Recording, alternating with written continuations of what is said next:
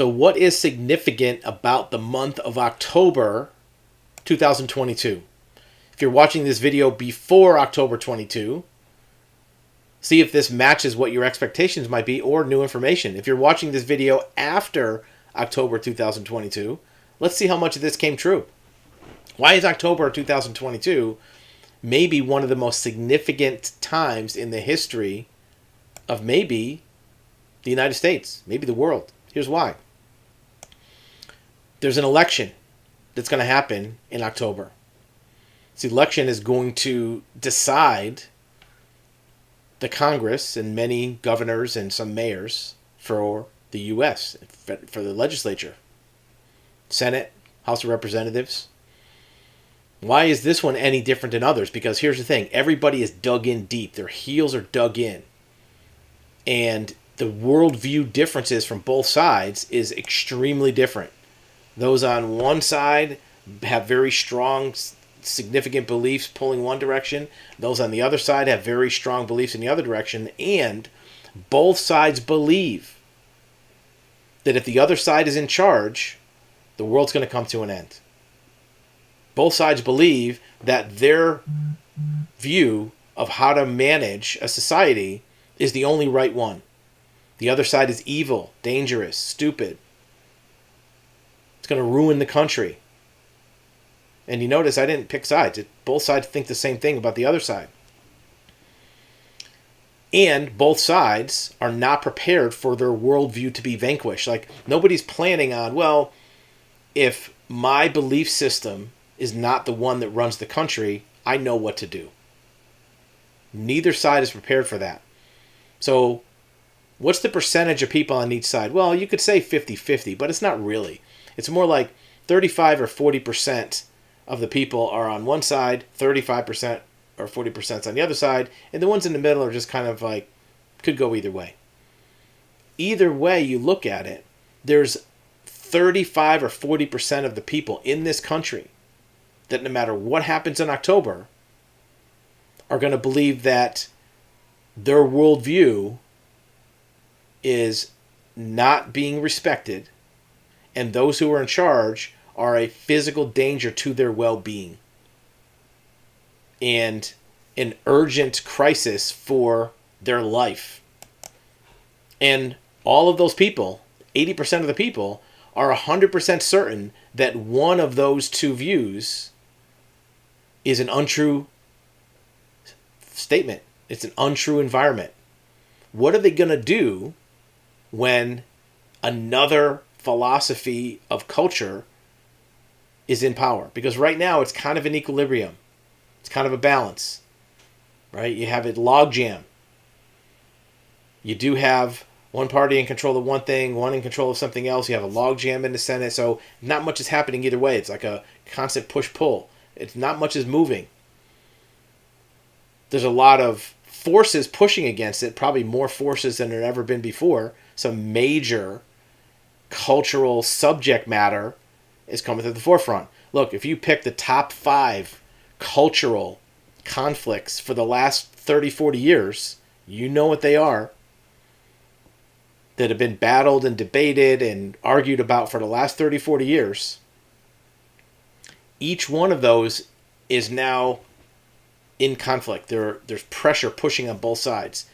In October, somebody is going to be in charge with a majority and will be able to put through whatever they want to put through in October. What will the others do? What will the other side do? It's only 4 months away, 120 days away. That's enough time in the meantime, with inflation, everything else, for people to use up their savings. They're going to see their houses go unsold for 3 more months of mortgage payments. The reality is going to sink in that gas is $10 a gallon. Layoffs are going to start happening. It's a perfect storm because the pressures on individuals are only going to go up between now and then. Any solutions to inflation, to gas, to the economy, to jobs, there's not enough time for any of those to kick in and have any kind of effect. All of the financial pressures on society are only going to increase. At the very best case scenario, they'll stay the same. But that's not any kind of prize. It's not any kind of consolation. If things get locked in and stay the same and prices don't go up, it's still too much. $6 gas is still too much. So if none of these problems get solved, it's still going to be a problem 3-4 months from now when this election takes place. So what's going to happen? Even before the election, there's groups on both sides that are taking pretty extreme action. We see it in the news. There's forms of violence. There's forms of conflict. There's forms of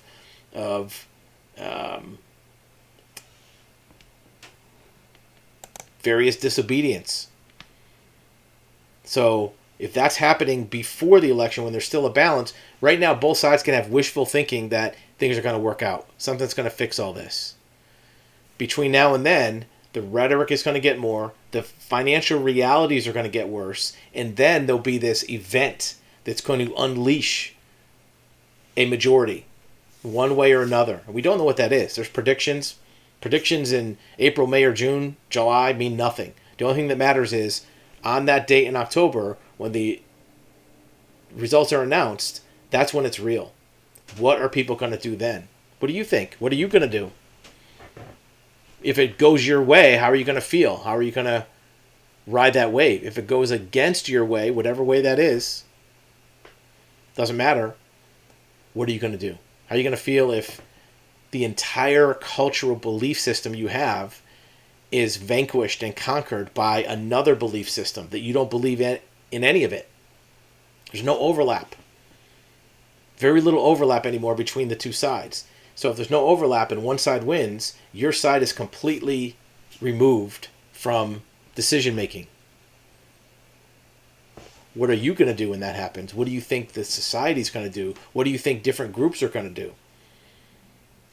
Put your comments below. Let us know what you think is going to happen, and then we can all look back on it in October, November, and see where we right. Maybe this is all concern about nothing. Maybe it's all going to work itself out. Maybe it's kind of like Y2K, right? Everybody's worried about it and nothing happened. For those of you who are old enough to remember Y2K.